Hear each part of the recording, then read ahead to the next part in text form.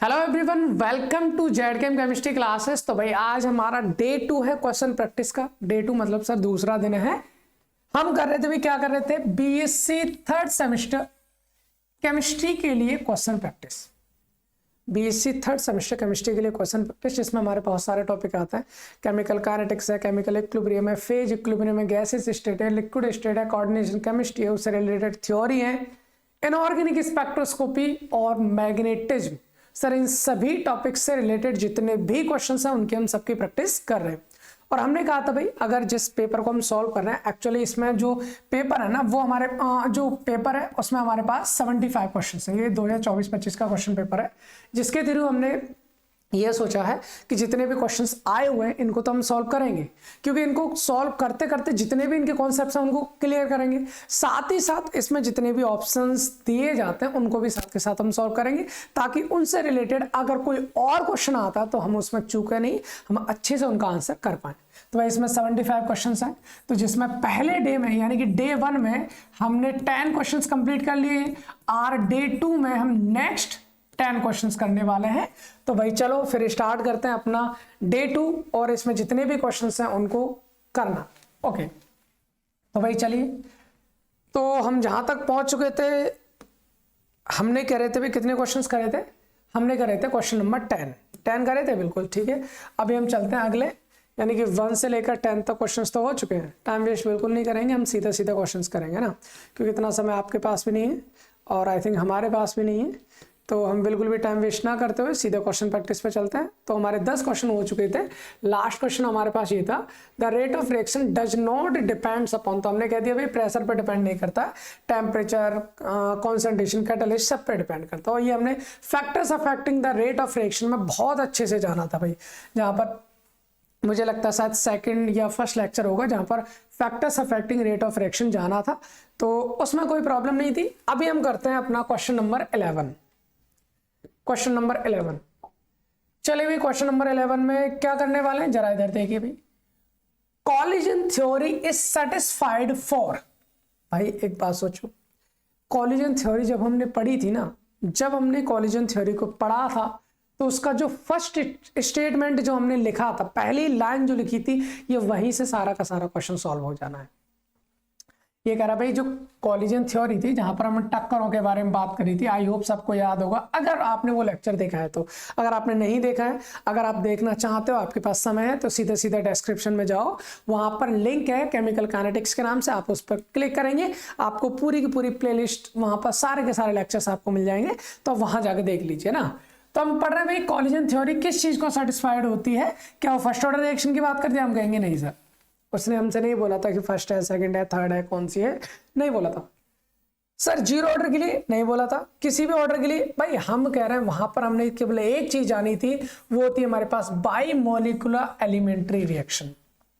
By molecular elementary reaction, एक बार में दो मॉलिक्यूल जब आपस में टक्कर करते हैं, तो टक्कर करने के बाद उनकी रेट ऑफ रिएक्शन, उनकी रेट ऑफ रिएक्शन के बारे में बताया था कॉलिजन थ्योरी ने। भाई टक्कर करेंगे तो टक्कर भी दो तरह से सेटिस्फाइड होती है। पहला उनके पास क्या होना चाहिए था, अगर आपको मोटा मोटा आइडिया देना चाहूं, उनके पास में एक्टिवेशन एनर्जी होनी चाहिए, टक्कर इतनी तेज होनी चाहिए कि उनकी एनर्जी एक्टिवेशन एनर्जी प्राप्त कर ले, यानी कि थ्रेशोल्ड एनर्जी तक पहुंच जाए।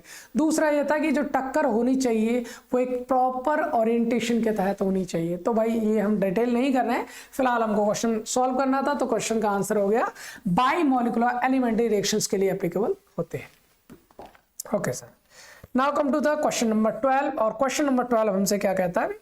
क्वेश्चन नंबर 12 हमसे कह रहा है, the ratio of rate constant for the reaction और two temperature differing by 10 degree Celsius is. भाई मैं अब आपको बता दूं, जब हमने केमिकल काइनेटिक्स स्टार्ट किया, वहां पर factor affecting the rate of reaction start किए थे, उसी लेक्चर में हमने टेम्परेचर का इफेक्ट जाना था कि भाई अगर मैं टेम्परेचर को बढ़ाता हूं तो मेरा रेट ऑफ रिएक्शन पर क्या फर्क पड़ने वाला है।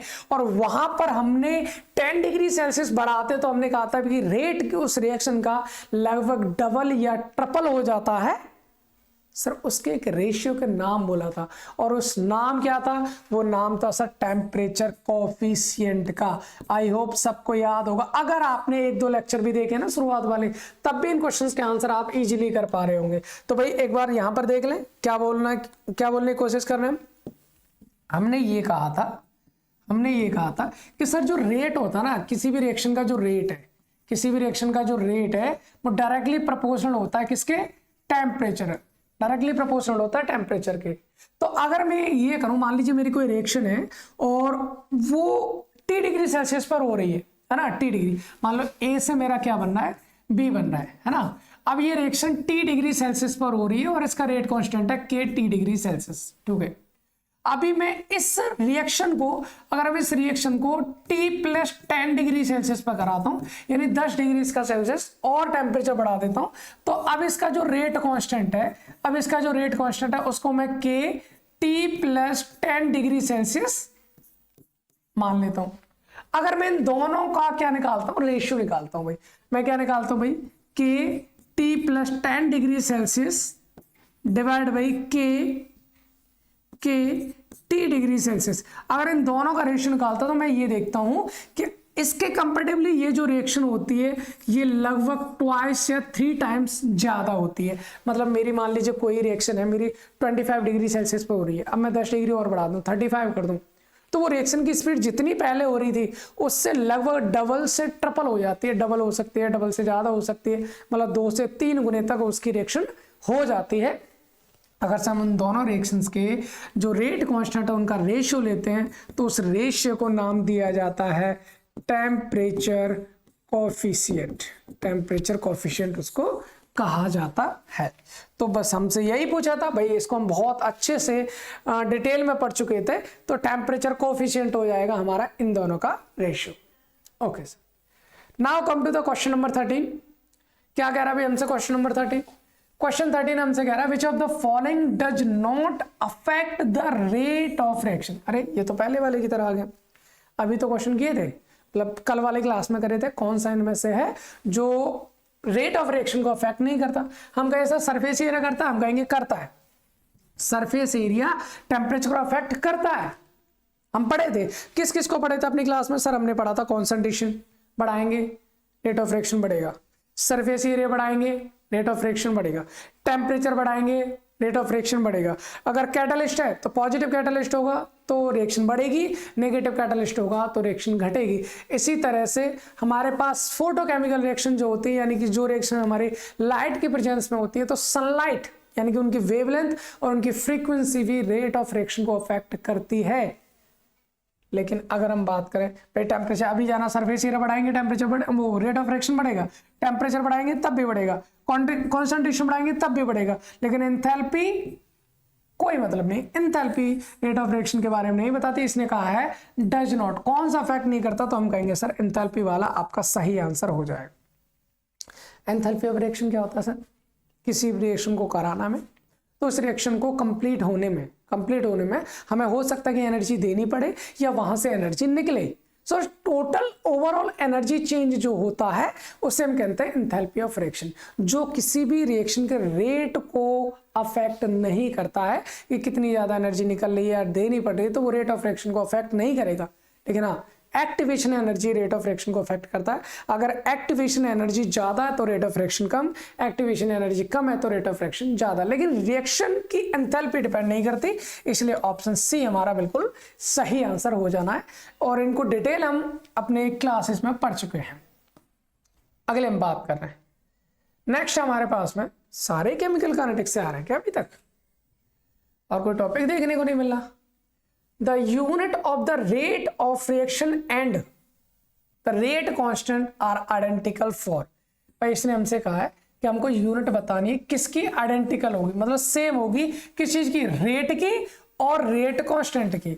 ऐसा कौन सा ऑर्डर है जिसके रेट और रेट कांस्टेंट की यूनिट बिल्कुल सेम होती है? जब हम पढ़ा रहे थे तो बार बार इसको बता रहे थे कि ऐसा एक ही ऑर्डर ऑफ रिएक्शन है जिसका रेट और रेट कांस्टेंट की यूनिट क्या होती है, सेम होती है। चलिए एक काम करते हैं, पहले तो रेट की यूनिट निकाल लेते हैं, रेट कांस्टेंट तो हम जान चुके हैं। भाई रेट क्या होता है, हम कहेंगे सर अगर आपको निकालना है रेट तो हम क्या कहते हैं, हम कहते हैं sir change in concentration, change in concentration of, लिखिए थे पूरा, ठीक है,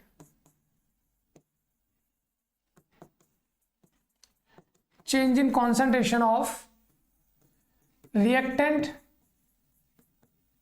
और प्रोडक्ट, रिएक्टेंट और प्रोडक्ट, रिएक्टेंट या फिर प्रोडक्ट की कॉन्सेंट्रेशन में change divide by change in time, change in time.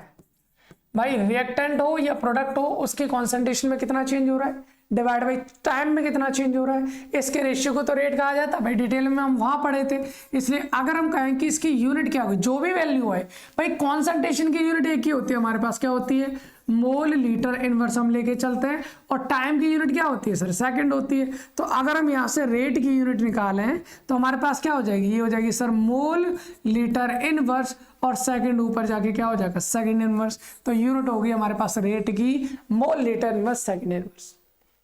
अब रेट कांस्टेंट की यूनिट किससे मैच कर रही है, जरा इधर देख लो, हमने कल वाले क्लास में सारे के सारे रेट कांस्टेंट की यूनिट हमने निकाल के देखी थी।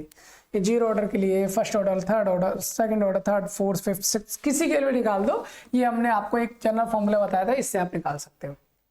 तो अगर मैं जीरो ऑर्डर की बात करूं, मोल लीटर में सेकंड इनवर्स है, इधर देखना सर, इधर देखना, अभी हमने रेट की क्या निकाली थी, मोल लीटर में सेकंड इनवर्स निकाली है, और यहाँ पर जीरो ऑर्डर के लिए भी मोल लीटर में सेकंड, यही तो हमसे पूछा है, किस ऑर्डर की रेट और रेट कांस्टेंट की यूनिट सेम है। आप फर्स्ट ऑर्डर की देख लो, सेकंड की देख लो, थर्ड की देख लो, सबके अलग है, मैच किससे कर रही है, जीरो ऑर्डर से। तो हम क्या कहेंगे भाई, हम कहेंगे सर हमारा सही आंसर क्या हो जाना है, हम कहेंगे सर ऐसा कौन सा ऑर्डर है जिसके रेट और रेट कांस्टेंट की यूनिट सेम होती है, तो हम कहेंगे सर जीरो ऑर्डर रिएक्शन की बिल्कुल सेम होती है, बाकी किसी की नहीं होती। आई होप सिंपल सा क्वेश्चन था, आराम से आसानी से आपको समझ में आ गया होगा। अगर समझ में नहीं आ रहा है तो भाई कमेंट बॉक्स आपके लिए खाली है, अगला लेक्चर आने से पहले आप कमेंट कर दीजिए ताकि हम उस कमेंट को पढ़ें और पढ़ने के बाद आपको अच्छे से उस चीज का रिप्लाई दे सकें, या अगले लेक्चर में उस चीज को दोबारा से सॉल्व कर सकें। ठीक है, अगला क्वेश्चन क्या भाई, हमारा अगला क्वेश्चन है भाई हमारे पास reduced phase rule equation is लो, केमिकल काइनेटिक्स का नहीं है, ये आगे हमारे पास फेज इक्विलिब्रियम का क्वेश्चन है, और इसमें पूछा गया भाई reduced phase rule equation is. भाई हमने पढ़ा था, दो चीजें पढ़ी थी, एक था हमारे पास फेज रूल, जिसे आप गिब्स फेज रूल भी बोल सकते हो, एक था हमारे पास फेज रूल, और एक था हमारे पास reduced phase rule, reduced phase rule. भाई अगर आप कहते हो फेज रूल, तो फेज रूल का फॉर्मूला हमारे पास क्या था, F is equal to C minus P plus two, ये था हमारे पास फेज। रिड्यूस फेज रूल क्या, रिड्यूस कर दो, एक कम कर देते थे हम, क्या कम किया था, क्योंकि वहां पर हमने एक चीज को कांस्टेंट लिया था ना, तो हम प्रेशर को कांस्टेंट ले देते थे। आप जानोगे सर क्यों लिया था, कैसे लिया था, वो सब आप क्लासेस में देख लीजिए। तो F is equal to C minus P plus one हो जाता है, ये होता है हमारे पास रिड्यूस फेज रूल। हमसे भाई क्या रिड्यूस फेज रूल की इक्वेशन क्या है, सी माइनस पी प्लस टू होगी, नहीं होगी, सी माइनस पी प्लस वन होगी, बिल्कुल होगी, प्लस वाले आ ही नहीं सकते, प्लस वाले आ ही नहीं सकते, तो कौन सा ऑप्शन होगा, option number B will be the right answer. तो reduce phase rule direct equation पूछिए भाई, कुछ नहीं है इसमें, बहुत आसान तरीके से पूछी गई है। तो चलिए भाई ये हो गया अपने पास।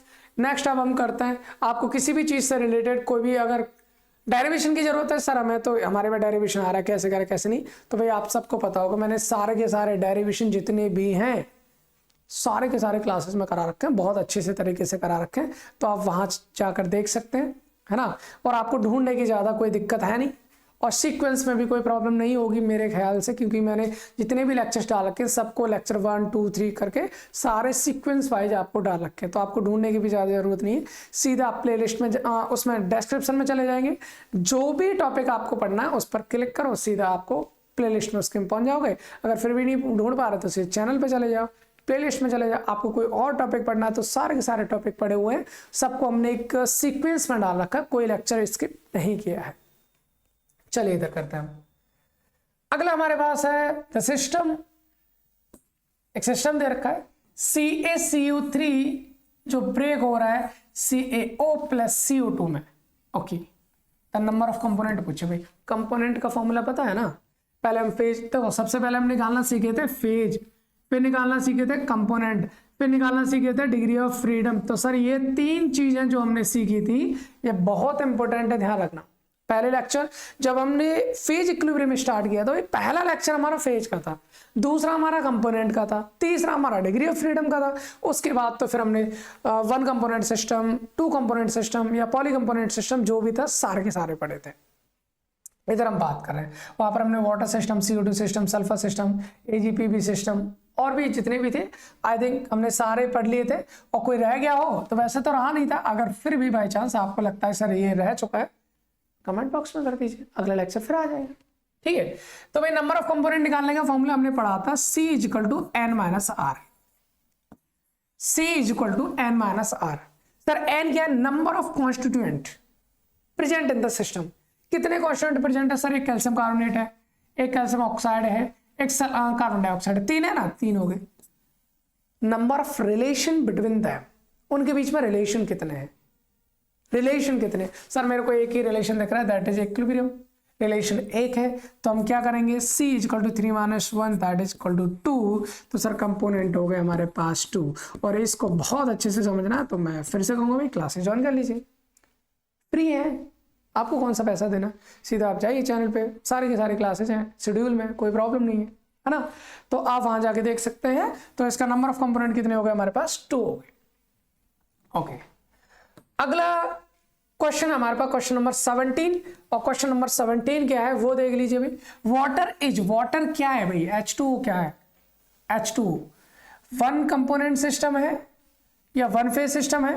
1 कंपोनेंट 1 फेज या 2 कंपोनेंट 1 फेज या 1 कंपोनेंट 3 फेज या 2 कंपोनेंट 3 फेज? अरे भैया वाटर की अगर हम बात करें तो फॉर्मूला तो इसका H2O होता है, बिल्कुल। अब H2O कितनी फेज में मिलता है भाई? अगर मैं H2O को लेता हूं तो H2O मेरा सॉलिड फेज में भी मिल जाएगा। अरे भाई इसको हम आइस बोलते हैं ना, बिल्कुल। H2O मेरा लिक्विड फेज में भी मिल जाएगा, बिल्कुल, इसको हम वाटर कहते हैं। ठीक है, H2O मेरा किसमें? गैस फेज में भी मिल जाएगा, बिल्कुल। और इसको हम वाटर वेपर कहते हैं। क्या कहते हैं? Water vapour. तो आपसे कहा जाएगा कि जो हमारे पास वाटर सिस्टम है सर इसमें कंपोनेंट एक ही है, H2O ही है।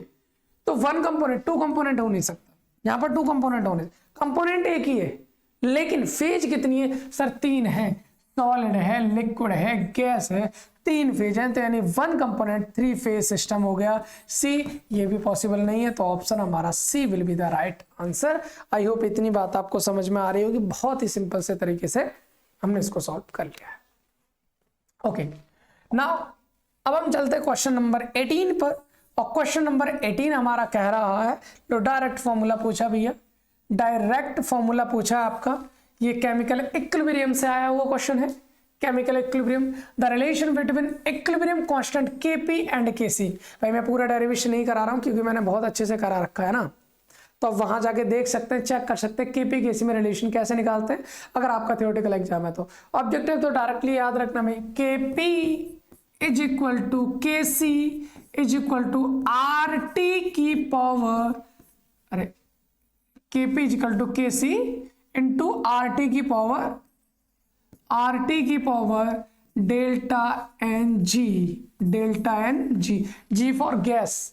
गैसेस जो है उनमें से प्रोडक्ट में से रिएक्टेंट को माइनस करो, डेल्टा NG की वैल्यू निकल आएगी। तो Kp = Kc × RT की पावर डेल्टा NG। यहाँ पर देखो भाई Kc = Kp, नहीं ये पॉसिबल नहीं है। Kp = Kc RT की पावर डेल्टा NG बिल्कुल सही है, डिवाइड में आना नहीं, माइनस यहाँ पर होता नहीं है। एक ही फॉर्मूला है, Kp = Kc RT की पावर डेल्टा N दे रखा है, डेल्टा NG हमने बोला G फॉर गैस के लिए होता है, गैसेस स्पीसीज लेते हैं, आगे कुछ नहीं है। तो ऑप्शन क्वेश्चन नंबर 18 का option number B will be the right answer. Okay, now अब हम चलते हैं क्वेश्चन नंबर 19 पर। क्या कह रहा है भाई हमसे ये कहा है, the value of delta G not for a reaction in aqueous phase having Kc = 1 would be standard Gibbs free energy change. आपसे पूछा गया है अगर उसने कहा है कि केसी की वैल्यू को अगर मैं 1 कर देता हूं तो मुझे बता दीजिए डेल्टा जी नॉट की वैल्यू कितनी होगी। तो भाई मैं आपको बता दूं फॉर्मूला क्या होता है हमारे पास, delta G not is equal to minus R T L N K P या के सी, कुछ भी ले ले, हमने के सी ले रखा है। अगर प्रेशर की टर्म में बात करेंगे तो के पी और कॉन्सेंट्रेशन की टर्म में बात करेंगे तो के सी, दोनों से सॉल्व हो जाएगा। उसने भाई के सी की वैल्यू कितनी है, हमसे कह रहा भाई के सी की वैल्यू 1 है, तो हम करेंगे delta G not is equal to minus R T L N 1, और भाई मेरे नॉट एल एन 1, लॉग का बेस कुछ भी हो, लॉग का बेस कुछ भी है, 1 की वैल्यू पूछेगा तो ऑलवेज कितना आएगा, 1 आएगा। आपसे कहा भाई लॉग बेस 10 1 की वैल्यू कितनी, हम कहेंगे 0 है। हम कहें सर लॉग बेस ई 1 की वैल्यू कितनी, हम कहेंगे 0 है। लॉग बेस ई को बोलते हैं नेचुरल लॉग, नेचुरल लॉग को हम कहते हैं एल एन, नेचुरल लॉग, तो एल एन 1 की वैल्यू कितनी हो जाएगी 0, और इसकी वैल्यू 0 होगी तो ये तो टोटल ही 0 हो जाएगा। That's why delta G not की वैल्यू भी कितनी हो जाएगी 0। कौन सा आंसर सही है sir, C will be the right answer.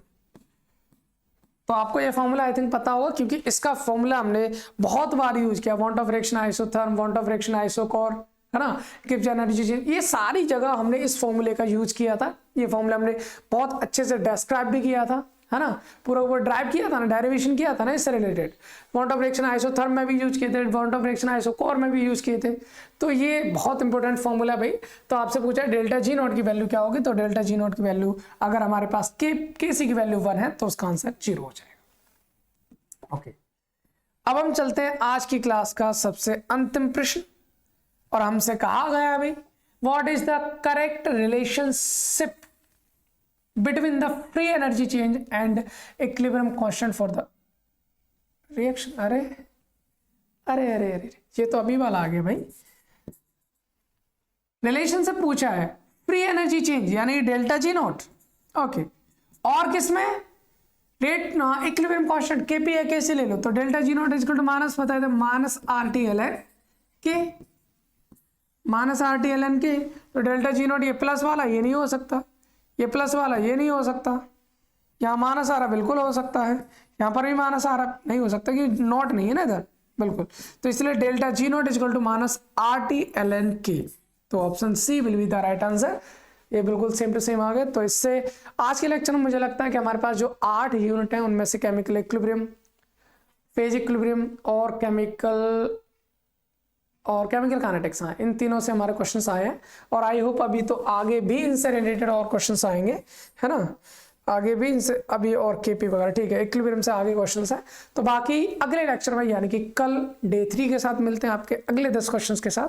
फिलहाल आप इनको तैयार कीजिए। और हाँ, इससे ये जो पेपर है हमारा, ये कौन सा वाला पेपर है भाई, ये जो पेपर इस वक्त हम पढ़ रहे हैं ना, ये पेपर है हमारे पास 2024-25 का, ठीक है, 2024-25 का पेपर है। 2023-24 का पेपर भी हम सॉल्व कर चुके हैं। आपको जैसे आप लेक्चर खत्म होता है ना, लेक्चर खत्म होने के बाद लास्ट में जो 4 ऑप्शंस आपको दिखाई देते हैं वहां पर भी मैंने उस चीज़ को लगा दिया होगा, आप वहां पर देख लेना। और इसके अलावा अगर आप डिस्क्रिप्शन में जाएंगे तो वहां पर उसका लिंक भी मिल जाएगा आपको, है ना, तो वहां से क्लिक करके उन लेक्चर्स को भी देख सकते हो, क्योंकि 75 क्वेश्चन हमने वहां कर रखे हैं, 75 क्वेश्चन आपके यहाँ हो जाएंगे, तो ओवरऑल 150 क्वेश्चन हो गए। तो 150 क्वेश्चन तो भाई बहुत इंपॉर्टेंट हो जाएंगे। तो आपके इस बार वैसे मुझे लगता है 100 क्वेश्चंस आ रहे हैं।